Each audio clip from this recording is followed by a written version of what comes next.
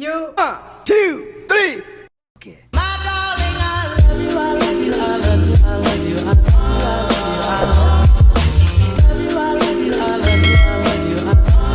C'est Soraya, je reviens aujourd'hui dans une nouvelle vidéo pour vous spill the tea. Vous êtes beaucoup à m'avoir demandé de faire cette vidéo par rapport à mon vlog de la semaine dernière où je vous expliquais que je devais quitter mon appartement hyper précipitamment, etc.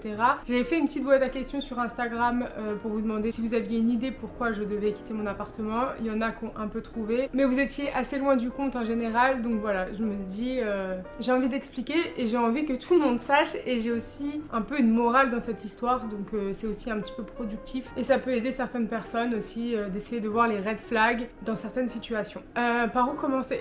En fait, moi je pense que mon gros problème numéro 1, c'est que je donne trop le bénéfice du doute aux gens. Je pense trop que les gens sont gentils, je pense trop que les gens ont des bonnes intentions et je me fais toujours baiser. Mais c'est pas grave parce que moi je reste tout le temps gentille, je ne me venge pas et je ne me rabaisse pas au comportement des gens, donc mon karma est très bon, j'ai toujours de la chance. Donc voilà, bref, trêve de plaisanterie, je vous explique tout ça de suite. J'ai mes petites notes sur mon téléphone carrément parce que je voulais rien oublier. Allez, on se concentre sur Raya.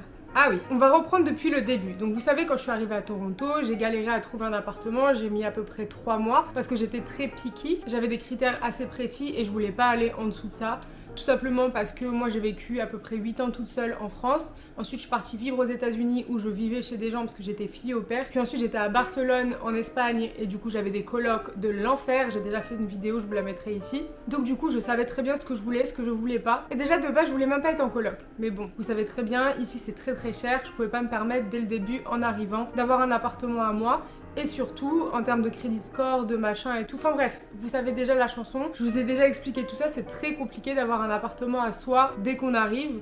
En général, les gens qui arrivent à faire ça, c'est ceux qui sont en couple. Parce que du coup, ils ont plus d'apports financiers. Donc c'est beaucoup plus simple. Donc je galérais. Et à un moment donné, je tombe sur une annonce. Downtown, bête de piscine, salle de sport, tout ça. Et la meuf, c'était une Française. Donc je me dis, franchement, ça peut être cool. Parce qu'au moins, en termes de communication et de culture surtout, on va être à peu près d'accord, donc du coup ça faciliterait la vie et en plus ça pourrait carrément devenir ma pote et donc du coup je voyais que du positif à ça franchement. Donc on se fait un FaceTime, elle me montre l'appart, ok, je suis grave d'accord, machin et tout. Donc c'était écrit que c'était une chambre avec une salle de bain dans la chambre pour 1400 $. Ça vous paraît énorme, mais franchement c'était grave les prix l'année dernière et c'était même entre 1400 et 1800 pour une chambre. Franchement incroyable les prix l'année dernière, mais franchement c'était ça. Genre j'ai vraiment étudié le marché et pour ce que je voulais et où je voulais, j'aurais jamais eu quelque chose à moins de 1500 ou 1400. Et du coup, enfin bref, grave bon feeling avec la meuf, l'appart me plaît, elle a l'air clean, ok. On se met d'accord et tout, et on signe un roommate agreement. Ça veut dire qu'en gros, si vous voulez, elle est sur le lease, donc elle est sur le bail, et moi pas. Parce qu'en fait, tu peux pas rajouter quelqu'un sur un bail en milieu d'année, machin. Ça peut être que quand tu renouvelles ton bail. Donc elle me dit dès le début, écoute, là on est en septembre, donc de septembre à décembre, on fait un roommate agreement, et en janvier quand le lease il se renouvelle, je te rajouterai sur le lease. Comme ça tout le monde a les mêmes droits, c'est la part des deux personnes. Il n'y en a pas un qui se sent plus chez lui que l'autre quoi. Enfin, franchement nickel. Du coup je lui dis ok et tout. Donc j'emménage le 1er septembre, ça se passe bien et tout, et le 18 septembre c'est mon anniversaire, donc je le fête dans la partie room de mon condo. J'avais fait un vlog dessus aussi, je vous le mettrai par ici. Donc il y avait un énorme penthouse avec une énorme vue sur Toronto, incroyable, c'était trop bien. Je fais mon anniversaire, bien évidemment j'invite ma coloc parce que pourquoi je l'inviterais pas quoi, elle est dans l'immeuble, donc je l'invite et tout à mon anniversaire.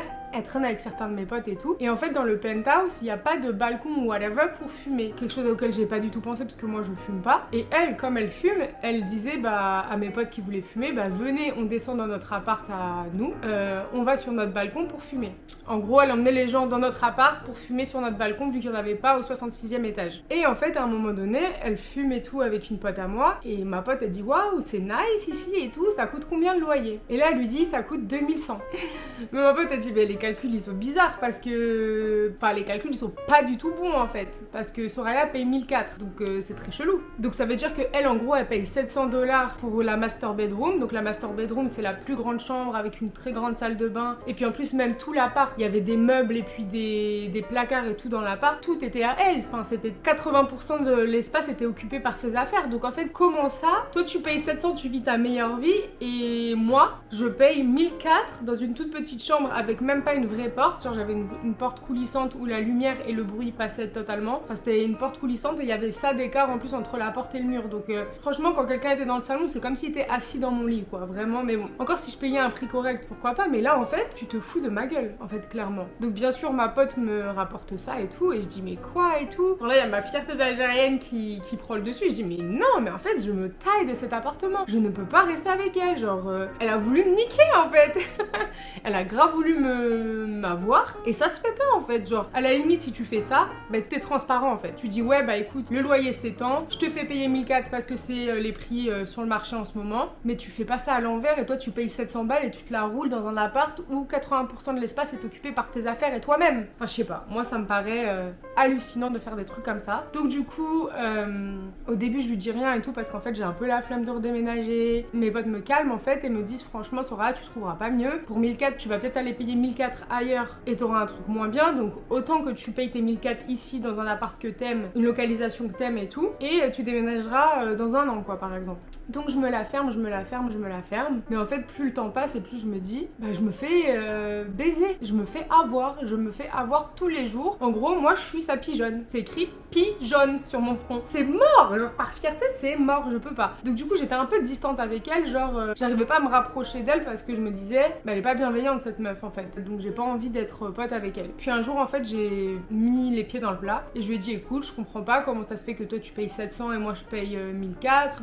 blablabla. Elle me dit non et tout, c'est pas vrai, parce qu'il y a les charges et tout machin. Je lui dis ok, fais-moi une liste détaillée en fait, avec toutes les charges, que je comprenne comment sont faits les calculs là, parce qu'on n'a pas fait les mêmes maths à l'école apparemment toi et moi. Donc elle me dit qu'en gros, l'électricité c'est 70 $, l'assurance c'est 25 $ et internet c'est 45 $. Les calculs sont toujours pas bons ma belle. Les calculs ne sont vraiment pas bons. Du coup elle me dit ouais tu sais, ce qu'on a qu'à faire c'est que quand tu seras sur le lease à partir de janvier, dans ces cas-là je te baisserai le prix à 1003. Et je dis wow, ok vas-y à la limite ok. Tu vois. En fait je dis ok pourquoi à ce moment là, parce que vu le marché en fait à Toronto, pour ceux qui regarderont cette vidéo et qui connaissent Toronto, vous savez que pour 1003 t'as Wellou ici en fait, et les conditions dans lesquelles je vivais étaient vraiment bien. Donc en fait je me suis dit franchement voilà quoi, tu peux rien faire, en plus elle a meublé tout l'appart machin et tout. En plus son argument numéro 1 c'était ouais mais les meubles je les ai payés donc en fait faut bien que ça se rentabilise. Mais frérot, ça fait 3 ans que tu rentabilises tes meubles sur le dos de tes colocataires, ils sont rentabilisés large, surtout que tu les as payés sur Marketplace. Enfin bref, franchement du non-sens total. Mais vas-y, je me dis c'est pas grave et tout, je passe au-dessus, je me dis ok 1003 ça sera bien et tout machin. On arrive en décembre et tout, donc elle me dit oui, donc on va refaire le lease, mais en fait j'ai pas envie que tu sois dessus, je préfère qu'il y ait que moi et tout, et toi du coup tu payes 1003. Au début je sais pas trop, je me dis ouais mais si je suis pas sur le lease, nanana, moi je suis pas en sécurité, et en même temps je me dis mais ça me permet aussi de me barrer quand je veux, tu vois, c'était le bon avantage aussi, de pas avoir à trouver quelqu'un qui me remplace, etc. Donc je dis oui. Quelle erreur, parce qu'à partir du jour où j'ai accepté ça et qu'il y avait que son putain de nom sur le lease, c'était chez elle, c'était un très mauvais move de ma part, mais écoutez on peut pas revenir dans le passé. Ensuite en fait à partir de ce moment là ça allait notre relation, franchement on a passé tout le mois de novembre, décembre, janvier je dirais à être quand même assez potes. En plus j'ai eu une période où j'allais grave mal et elle a grave été là pour moi, donc ça je l'enlèverai jamais. Elle était quand même assez simple à vivre, franchement c'était pas horrible, tu vois, les 3 mois là que je viens de citer c'était plutôt cool. Après il y avait plein de trucs qui m'énervaient en termes de propreté. Moi je suis très maniaque, j'ai été élevée par un daron rebeu. Tu gardes pas tes chaussures quand tu rentres chez toi parce que c'est dégueulasse, t'as marché dans la merde dehors, t'as marché dans la saleté, dans la pisse de chien par terre, c'est mort en fait, tu peux pas te permettre de marcher surtout sur les tapis. Je comprends pas en fait, et surtout que elle tous les jours elle prenait le métro, on connaît le métro de Toronto avec tous les crackheads, c'est dégueulasse, donc en fait je comprends pas pourquoi tu gardes tes chaussures. Vas-y, au début je disais rien et après je lui ai demandé s'il te plaît enlève tes chaussures. En fait moi je m'assois sur le tapis parfois, elle m'a dit bah t'as qu'à pas t'asseoir sur le tapis.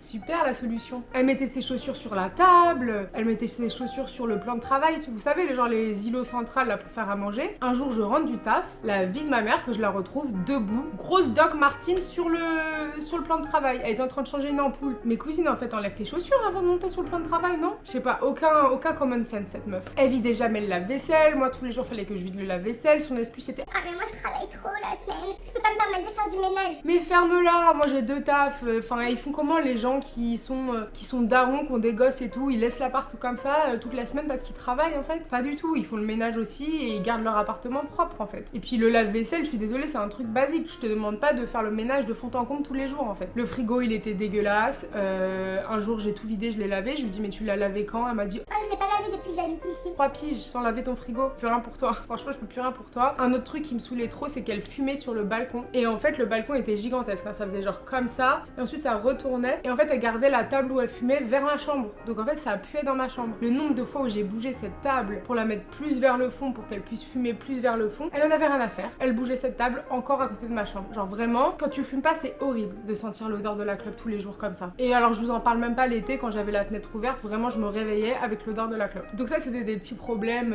on a daily basis. Mais bon en vrai voilà, on arrivait à communiquer, à peu près à s'arranger. Enfin quand je dis qu'on arrivait à s'arranger, c'est faux en vrai, puisqu'à chaque fois que je lui faisais des réflexions, elle me disait je suis arrivée en première dans l'appart, donc c'est mes règles et si ça te plaît pas, c'est pareil, j'étais là, je vais pas changer mes habitudes. Les problèmes de coloc, en vrai, c'est tout le temps comme ça. Enfin, je connais personne qui a été en coloc qui n'a aucun problème, du moins c'est très rare. J'étais un peu saoulée, donc c'est vrai que je lui parlais un petit peu moins à cette période-là parce que ça me saoulait en fait, je me sentais pas bien, je trouvais que c'était crade à la maison et tout. Un jour, Kéro, il avait pas d'électricité chez lui, donc il m'appelle, il me dit ouais, Soraya, est-ce que je peux venir travailler chez toi? Il y a une coupure d'électricité toute la journée dans mon condo et tout. J'ai bien sûr, il vient, sauf que moi à 5h, fallait que j'aille bosser à Il Cibio. Donc du coup, je lui dis bah écoute, reste dans le salon et si quand ma coloc elle rentre, tu la déranges, tu vas dans ma chambre. Mais après, ils se connaissaient donc je savais très bien qu'il y avait aucun problème. J'envoie quand même un message à ma coloc pour lui dire bah Kéro est là, voilà, si jamais il te dérange, dis-lui d'aller dans ma chambre quoi, tu vois. Et je suis en train de taffer et Kéro m'appelle et il me dit ouais, dinguerie et tout, ta coloc quand elle est rentrée, elle a fait que se plaindre de toi. Elle a passé mais genre au moins 30 minutes à te poignarder dans ton dos et elle a dit que si ça continuait, elle allait te virer. Mais perdona,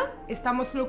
Donc toi tu fais des menaces dans le dos des gens à mon meilleur pote en pensant que ça va pas se savoir ou... Mais en fait cette meuf, faut savoir qu'elle a 0 pote, elle a des problèmes avec plein de gens et c'est ça que j'ai oublié de vous dire dès le début, mais je vais y revenir. Donc du coup je pense qu'elle avait besoin de parler et elle a pas réfléchi en fait, elle est vraiment genre vraiment elle s'est dit ah bah je vais raconter ça à Kéro, c'est une très bonne idée, il va m'écouter. Bitch. Donc bref, quand Kéro m'a dit ça, mais moi j'ai pété un câble et je pète rarement des câbles comme ça. Je lui ai envoyé des messages en lui disant mais pourquoi tu parles à mes potes, pourquoi tu racontes ma vie à mes potes, tu sais même pas si je suis assez proche de lui pour qu'il sache ce qui se passe chez moi. Genre moi je suis très private, genre je choisis ce que je dis aux gens. Je peux très bien dire un truc à quelqu'un et pas le dire à une autre personne et pourtant les deux c'est mes potes. Genre je suis comme ça, genre je choisis à qui je dis quoi, enfin c'est moi qui choisis comment je divulgue ma vie en fait. Genre c'est pas à toi d'aller raconter ma vie privée à mon pote en fait, et en plus tu craches sur mon dos et en plus tu me menaces et moi je suis au courant de rien. Et le pire c'est qu'en plus j'avais prévu qu'on se voit le vendredi, elle et moi, pour qu'on puisse discuter et elle en était très bien consciente. Donc en fait pourquoi t'ouvres ta bouche? Pourquoi en fait? Ah oui, donc du coup je vous disais qu'elle avait pas de pote. Ouais, en fait en gros quand j'ai signé le livre j'étais en soirée le soir même et du coup j'étais en train de brag, en train de dire ouais je vais faire mes 30 ans et tout dans un putain de penthouse, ça va être trop bien et tout, vous êtes tous invités. Sauf que ce penthouse il est quand même assez connu tu vois. Et donc il y a une meuf qui m'a dit ah mais tu vas être en coloc avec machin. Je dis ouais. Elle me dit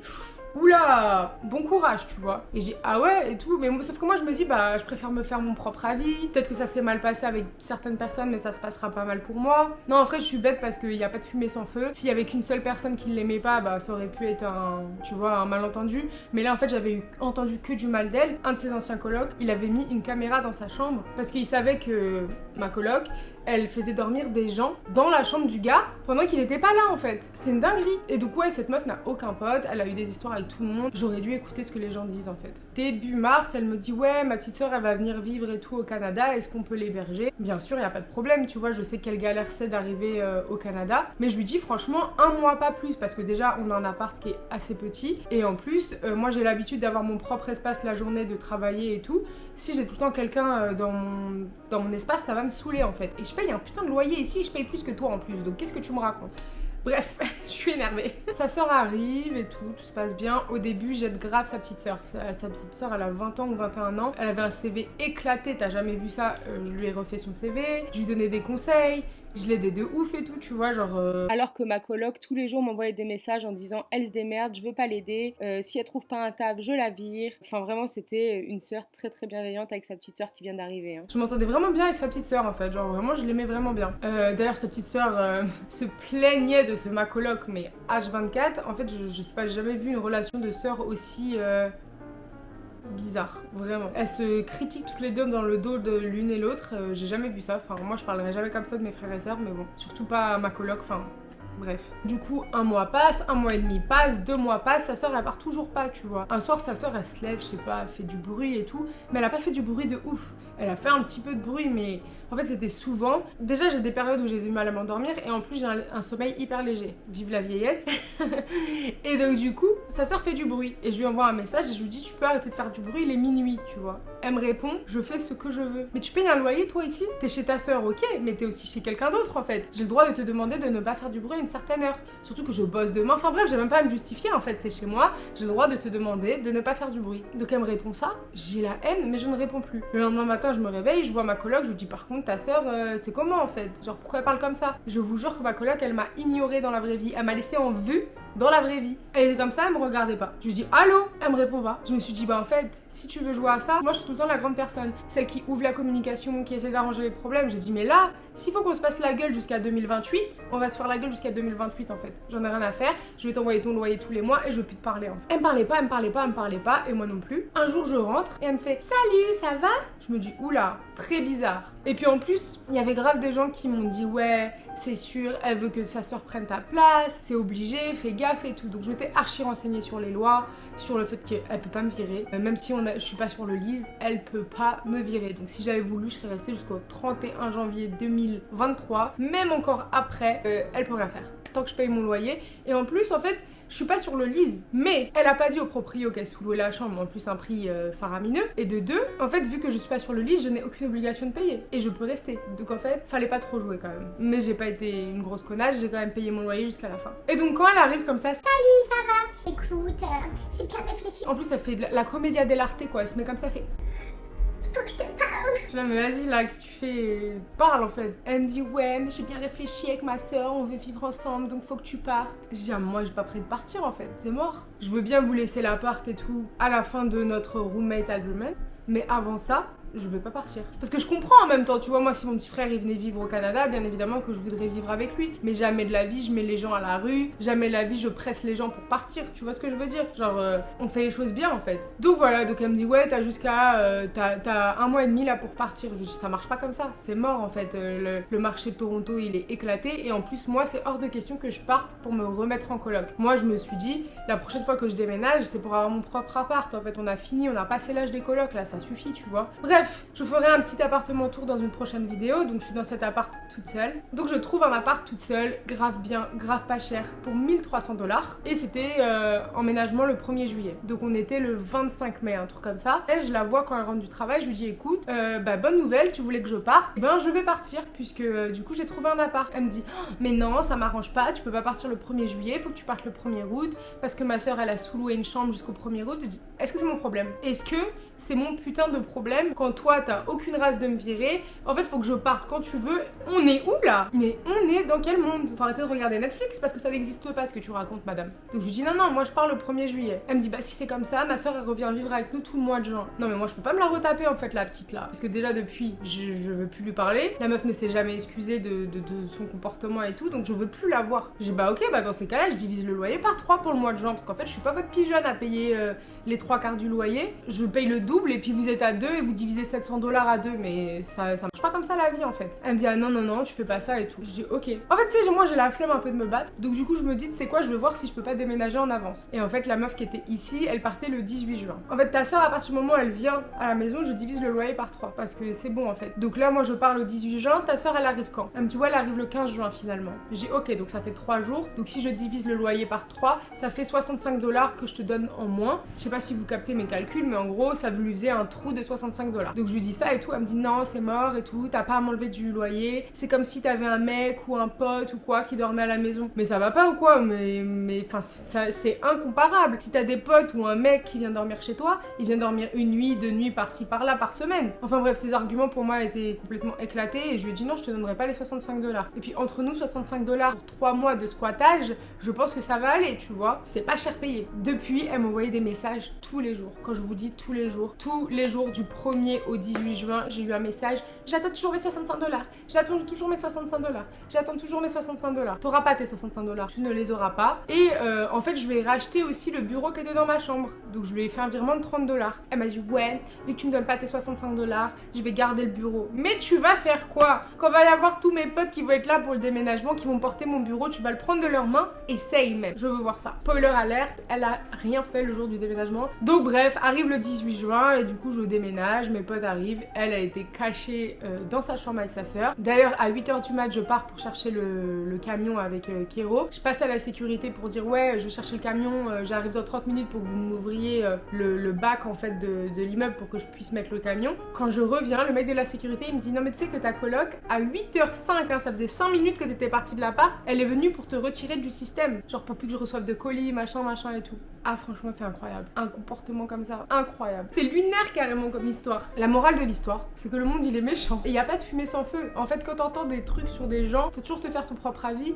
Mais si c'est assez répétitif, il y a moyen que ce soit vrai quand même, tu vois. En tout cas, la bonne nouvelle, c'est que j'ai une connaissance qui emménage dans ce même immeuble. Et donc du coup, la piscine, on en aura toujours accès. Je vais croiser cette madame sûrement un jour. Entre-temps, je l'ai bloquée sur Instagram, je l'ai bloquée sur WhatsApp, je ne veux plus entendre parler de cette personne. Quand je vous disais que sa sœur et elle, ils ont une relation trop bizarre, carrément ça se partage des mecs. C'est très bizarre, une relation vraiment où chacun se crache dessus, aucune loyauté, elles ont pas de valeur en fait finalement. Donc voilà, c'était la petite histoire. Maintenant, où je suis. Donc du coup j'ai trouvé un studio, donc j'ai mon lit et mon canapé dans la même pièce, mais franchement c'est assez grand. J'ai une cuisine aménagée avec lave-vaisselle, air fryer, micro-ondes, une salle de bain trop belle. Enfin bref, dès que ce sera vraiment bien aménagé, parce qu'il me manque une armoire et une table de cuisine à acheter. Une fois que ça sera vraiment bien aménagé, bien sûr je vous ferai un room tour. Mais franchement je suis tellement heureuse, je suis tellement en paix.